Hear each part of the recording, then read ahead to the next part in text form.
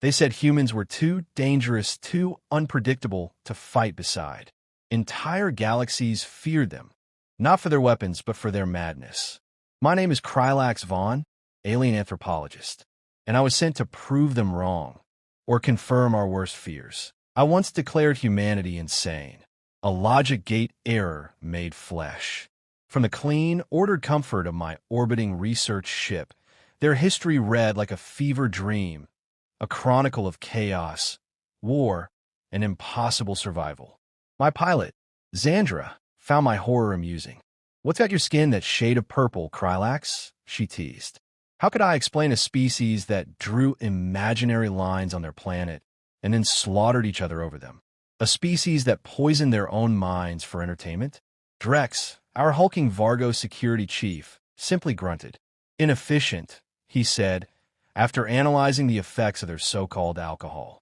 Captain Tila, ever the pragmatist, cut through my rant. "Enough philosophy, Krylax. We're landing. Our mission, direct contact. Our destination, a human settlement called Portland. A place humans themselves proudly called weird. Perfect." We cloaked our vessel to look like a terrestrial van and parked outside a dim, chaotic structure called a Rusty Nail. Inside our human disguises, we were a clumsy imitation. Limbs jerking, faces twitching, holographic hair flickering. The bar was an onslaught of sound and smell. Music, laughter, and shouts merged into one overwhelming symphony of madness. We took a corner table. Our task, observe. They were playing a primitive game called darts between rounds of drinking. The chaos had rhythm, a strange order hidden inside disorder. Then, a human approached, a woman named Juniper. Her smile, it was disarming, radiant, and utterly incomprehensible. "What can I get you, folks?" she asked. My deep research on human behavior failed me completely. Captain Tila tried to sound confident. "We'll take whatever's popular." Juniper smirked. "For lobotomies, then." That should have been our first warning. She returned with 4 steaming glasses, glowing, swirling, alive with color. We stared at them in awe, wondering how a species could willingly consume something that looked like plasma waste. And then the ritual began. 2 large males, Darius and Parker, started arguing over a spilled drink. A shove, a retort, a punch, and the entire bar detonated into glorious chaos. Chairs flew, fists connected. A human soared through the air and crashed into our table, shattering our untouched drinks. Drex caught the man midair. The human, dazed but grateful, said, "Thanks, big guy.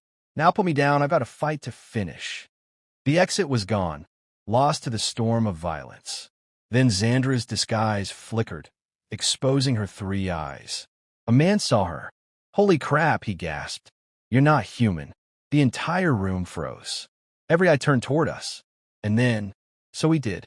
We butchered Bohemian Rhapsody, and they loved it. They sang with us, arms raised, shouting, laughing, embracing the absurdity. And in that moment, I saw them clearly. Humans don't fear chaos. They become it. They build communities from it. Their contradictions are their greatest strength. When we left, Juniper pulled me aside. She had seen the teleportation footage and deleted it. "Our secret's safe," she said. Then she asked the question I dreaded. Why hasn't Earth been officially told it's part of the Galactic Confederation? I hesitated, then told her the truth. Our diplomats made a clerical error. They thought they were meeting Earth's leaders. Instead, they signed a treaty with a human comedy show called Saturday Night Live. Her laughter echoed through the alley, pure, beautiful, and completely human. As our ship ascended into the night sky, leaving Portland's glow behind, I wrote my final report. Humanity is not insane. They are a beautiful, chaotic, resilient symphony. And I have just heard the first few notes. The story spread through military and civilian channels alike. The tale of the human medic who smiled when threatened, who treated rather than retaliated. Reactions were mixed, but in Korathi territory, the story found traction, challenging generations of hatred. 3 weeks later, Marcus received a message from Korathi space, sealed with the Redstone clan's crest. It was from Kavras, now recovered. "Marcus Webb, you asked me to remember that not all humans are enemies. I remember, and I work now to help my people remember too. Grace is not weakness. This truth you taught me. Months later, during the peace negotiations that ended the war, Kavras stood among the Korathi delegation as an advisor. Across the chamber, he caught Marcus's eye. They exchanged a silent nod. After the session, Kavras approached. I told my leaders about you, about the human who smiled and chose mercy. The story spread through our warrior clans. It didn't end the war, but it planted doubt. And doubt, he said, is where change begins. Marcus smiled. I'm glad you survived, Kavras. And I'm glad the story mattered. Kavras nodded. Among my people, there is now a phrase, the smile of Marcus Webb. It means choosing mercy when violence would be easier, offering healing when harm would be simpler. You become a teaching story. I didn't do it to become a story, Marcus said softly. I did it because someone was suffering and I could help. That humility, Kavras said, is why the story matters. You taught us that humans and Korathi are not so different, both capable of destruction and of compassion. Now we must build on that. They stood together, two warriors from opposite sides of a brutal war, united by a single act of grace.